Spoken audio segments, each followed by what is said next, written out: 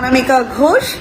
আমি হ্যাঁ আমি বিয়ে করেছি, আর এটা আজকাল নয়, এটা 7-8 দিন হয়ে গেল। এবং বিয়ের পরে পরে আমার যেখানে যেখানে জানানোর জায়গা মতো আমি কম বেশি সব জায়গায় জানিয়েছি।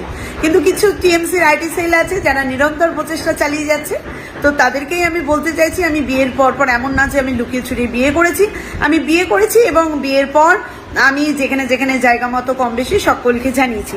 এরপর বলি যে মহিলা মানে সোশ্যাল মিডিয়ায় আমার নামে অভিযোগ করেছে, তো তাকে বলতে চাইছি আইনের পথ খোলা আছে, আপনি আইনি রাস্তায় হাঁটুন। কারণ আমি আপনার বিরুদ্ধে আইনি পদক্ষেপ নিতে চলেছি। কারণ আপনি যে স্ক্রিপ্টেড লেখা যে নাটকীয়তা রচনা করেছেন, যে বা যারা স্ক্রিপ্ট আপনাকে লিখে দিয়েছে অত্যন্ত ভালো লিখেছে, প্রশংসনীয়। আপনি যেটা ভিডিও বার্তা দিলেন সেটা সেই স্ক্রিপ্টটা সামনে রেখেই বলছিলেন যে বিশেষণগুলো আপনি যোগ করছিলেন, আপনার খানিকটা দেখতে বা পড়তে অসুবিধা হচ্ছিল। তো ঠিক আছে, আপনার বিরুদ্ধে আমি আইনত স্টেপ নিচ্ছি এবং আপনিও আপনার মতো আইনত স্টেপ নিন যে অভিযোগ আপনি করছেন। তো এটাই আশা রাখবো।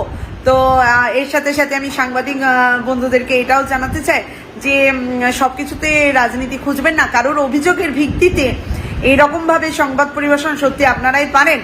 আর এটাই বলার। আর দেশ ও দশের জন্য বহু খবর থাকে যেগুলো মানুষের বেশি উপকারে লাগবে, সেই খবরগুলো পরিবেশন করুন। সকলের পাশে আছি, সাথে আছি। এবং জয় হিন্দ, বন্দে মাতরম, ভারত মাতা কি জয়।